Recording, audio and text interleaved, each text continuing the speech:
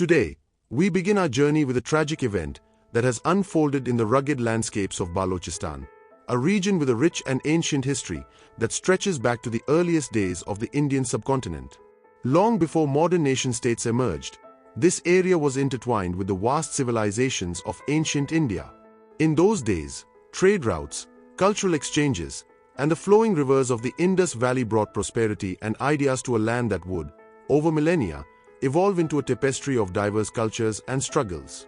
Yet, as history marched on, political boundaries were redrawn and new powers emerged, leaving behind both a legacy of art and science as well as lingering disputes that echo even in our modern era. On 11th March 2025, a shocking incident shook this region once again. A passenger train traveling from Quetta to Peshawar was hijacked by militants, an event that has gripped the attention of people not only in Pakistan but also in neighboring countries and beyond. Over 400 passengers, including families, women, and children, suddenly found themselves trapped in a situation that no one could have imagined. The militants, calling themselves the Balochistan Liberation Army, BLA, claimed responsibility for the attack, declaring it as a stand against decades of what they consider to be systematic oppression by the Pakistani state. The live updates paint a picture of chaos and palpable fear, as news of the hijack spread rapidly, leaving families in despair and security forces scrambling to respond. The incident on that fateful day is not just another headline. It is a dramatic reminder of how deep-rooted conflicts can turn everyday moments into nightmares. As the train hurtled through the rough terrains of Balochistan, what began as an ordinary journey quickly transformed into a harrowing episode of violence. The militants' actions, swift and ruthless, have forced the train to come to an abrupt halt in a remote area of the Bolan district. With the deafening sound of gunfire and the confusion that followed, innocent passengers were caught in the crossfire, their lives upended in an instant.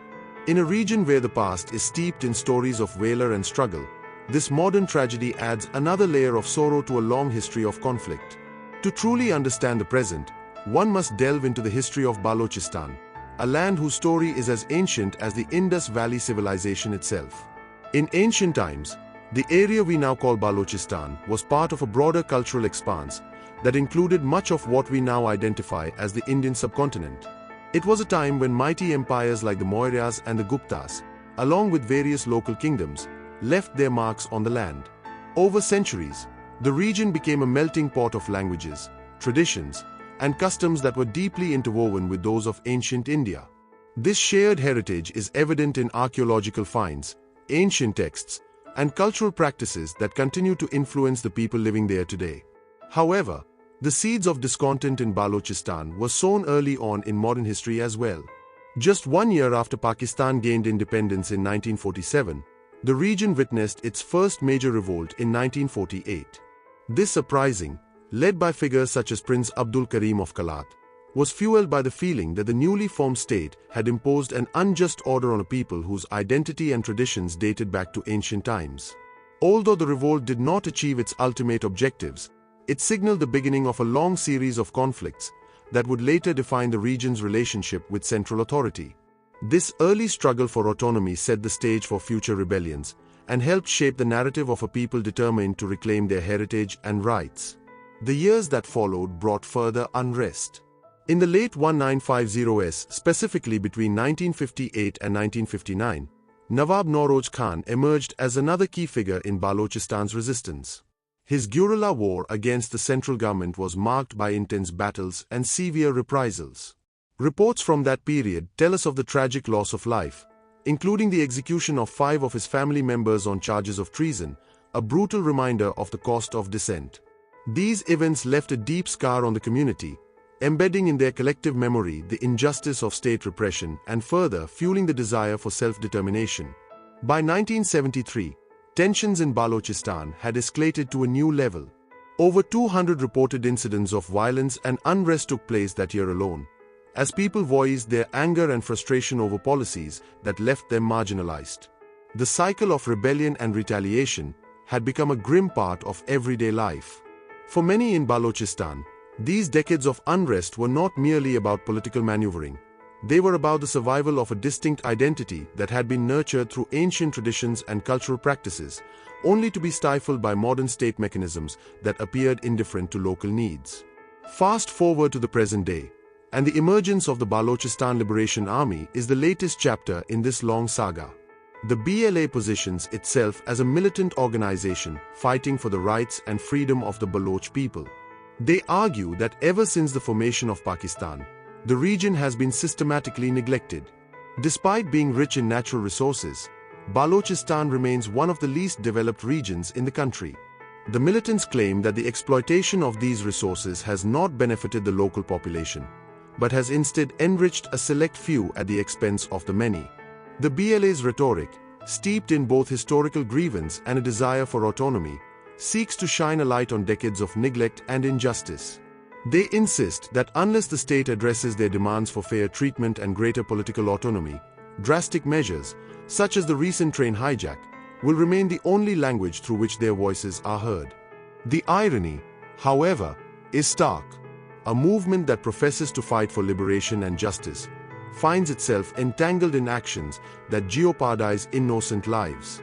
It is deeply tragic that in their quest for freedom, over 400 passengers, many of whom had no direct involvement in the political struggles of their homeland, have been forced into a situation where their lives hang in the balance. This is the bitter reality of a conflict where historical grievances, political aspirations, and the harsh realities of modern governance collide. In parallel to these internal conflicts, Pakistan as a nation has been struggling with persistent political instability and economic challenges. Despite numerous reform attempts, systemic corruption and mismanagement have frequently hampered progress. Regional disparities are particularly pronounced in areas like Balochistan, where a lack of investment in infrastructure and development projects has left local communities feeling abandoned. Statistics reveal that over 30% of the nation's development projects in the past decade have been either delayed or severely underfunded in these regions. Such numbers are not just figures on a page. They represent the missed opportunities for prosperity and the deep-seated frustration among people who feel that their voices are drowned out by the politics of the center. The public sentiment in conflict-affected areas is one of resigned despair. When peaceful avenues for change appear blocked by bureaucracy and corruption, many begin to see militant actions, even those that result in tragedy, as the only possible means to force attention to their plight. The train hijack, with its large number of hostages, is interpreted by some not as an isolated act of terror, but as a desperate cry for help from a region that has long felt neglected. It serves as a reminder that beneath the surface of political rhetoric and diplomatic discussions lie real human emotions, fear, anger, and a deep-seated desire for recognition and justice. The situation has not gone unnoticed on the international stage either. Global reactions have been a mixed bag of condemnation and cautious concern. Many countries have swiftly labeled the hijack an act of terrorism, condemning the violence in no uncertain terms. Yet, while there is widespread outrage over the methods used, few international voices are willing to delve into the deeper historical and political issues that have precipitated such acts. Over the last 20 years, similar incidents have occurred in the region, each leaving behind thousands of casualties and a trail of political instability. In the past decade alone, more than 500 incidents related to regional insurgency have been recorded, painting a sobering picture of a conflict that seems immune to quick fixes or superficial interventions. Diplomatic channels around the world are buzzing with calls for immediate dialogue and ceasefire agreements. However, these efforts are often criticized as being too slow or half-hearted, failing to address the root causes of the conflict. The numbers, stark and relentless, tell a story of recurring violence, where every hostage taken, every life lost, and every act of militant aggression deepens the rift between the state and its people. The international community finds itself caught in a web of empathy for the innocent victims and frustration over the lack of effective solutions. Reflecting on the broader historical context, it is essential to remember that the struggle of the Baloch people is not an isolated phenomenon. The region's ancient connection to the broader Indian civilization provides a unique perspective on its present struggles. In ancient times, when empires spanned vast territories and cultural exchange flowed freely along trade routes, Balochistan was not seen as a peripheral land, but as an integral part of a shared cultural and historical heritage. The art, literature, and philosophies that emerged from the Indian subcontinent have left an indelible mark on the region. Over the centuries, as the region experienced successive waves of conquest, migration, and cultural blending, its identity evolved into something uniquely resilient. Even today, echoes of that ancient past can be found in the customs, folklore, and collective memory of the local population. This historical legacy contrasts sharply with the modern-day narrative of marginalization and neglect. The pride of an ancient civilization, once celebrated for its contributions to art, science, and philosophy, now finds itself overshadowed by political turmoil and economic deprivation. There is a deep irony in the fact that a region once revered as a center of cultural brilliance is now mired in conflict. A conflict that is as much about the control of resources as it is about the assertion of identity and dignity. Looking at the actions of the BLA in this context, one can understand their motivation even if their methods remain highly controversial. They see themselves as the torchbearers of a long-forgotten struggle, a struggle that began when the ancient cultures of the Indian subcontinent flourished, only to be eroded by centuries of external domination and internal neglect. Their call for liberation is, in their eyes, a call to reclaim a heritage that was once vibrant and full of promise. Yet, in doing so, they have adopted tactics that, tragically, put innocent lives at risk. The irony is palpable. A fight for freedom that turns violent not only undermines the very cause it seeks to champion, but also inflicts deep wounds on those who have no part in the historical injustices being contested. As we reflect on the state of modern Pakistan, it becomes clear that the issues at play extend far beyond the immediate tragedy of a hijacked train. The political landscape of Pakistan is marred by instability, corruption, and a chronic inability to bridge the gap between central authorities and distant regions. While urban centers may flourish with modern developments, remote areas like Balochistan continue to suffer from neglect.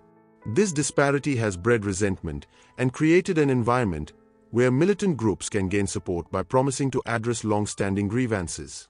The failure to implement effective policies and ensure equitable development only serves to deepen the divide between the state and its people. In the face of such challenges, public sentiment has turned to a mixture of despair and, for some, a resigned acceptance that violence may be the only language through which their plight is expressed. For many residents of Balochistan, the hijack is not simply an act of terror, it is the culmination of decades of frustration and a stark illustration of how systemic neglect can drive people to desperate measures. Each life caught in this tragic conflict is a reminder of the human cost of policies that have failed to deliver on their promises of development and justice. The international response, too, is a microcosm of the broader dilemma. While the global community expresses shock and condemnation, there is often a reluctance to engage with the underlying issues that fuel such conflicts. Diplomatic statements call for dialogue and immediate cessation of violence, but few address the historical inequities and political mismanagement that have created a breeding ground for insurgency.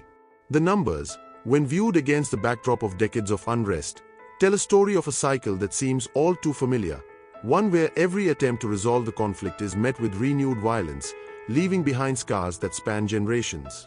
In the midst of this turmoil, a reflective irony emerges. The very act of hijacking a train, a mode of travel that once symbolized unity and progress in a diverse and ancient land, now serves as a grim metaphor for a nation divided. The simple journey of everyday citizens is transformed into a stage for a dramatic confrontation between a state struggling to maintain order and a militant group that claims to represent the oppressed. It is a scenario that is both tragic and, in its own bitter way, absurd, a modern echo of an ancient struggle that continues to define the region's destiny. As we draw this discussion to a close, it is crucial to consider the broader implications of this incident. The train hijack on 11 March 2025 is not an isolated event, but a stark reminder of the enduring challenges faced by Balochistan, a land that once played a vibrant role in the tapestry of ancient India and now finds itself at the center of a bitter conflict. The story of Balochistan is one of unfulfilled promises, historical grievances, and the ongoing quest for justice and recognition.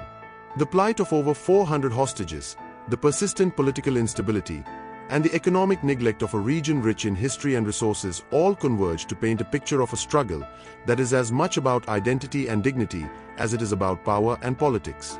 In reflecting on this tragedy, we are compelled to ask difficult questions about the path forward.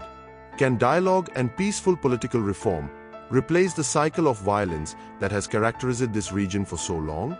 Is it possible to reconcile the ancient heritage of a people with the demands of modern statehood in a way that honors their past, while ensuring a just and prosperous future? These are questions that do not have easy answers, but they are essential for anyone who seeks to understand the complexities of Balochistan's struggle. Ultimately, the story of the train hijack and the history of Balochistan serve as a cautionary tale, a reminder that the wounds of history, if left unaddressed, can fester into conflicts that claim innocent lives. It is our hope that by shedding light on these issues, by revisiting the ancient connections that once bound this region to a larger cultural heritage, and by acknowledging the human cost of neglect, we can begin to chart a course toward reconciliation and lasting peace.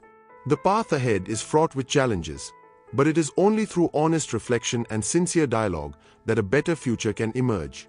Thank you for joining us on this deep and comprehensive exploration of today's tragic event and the long history behind it.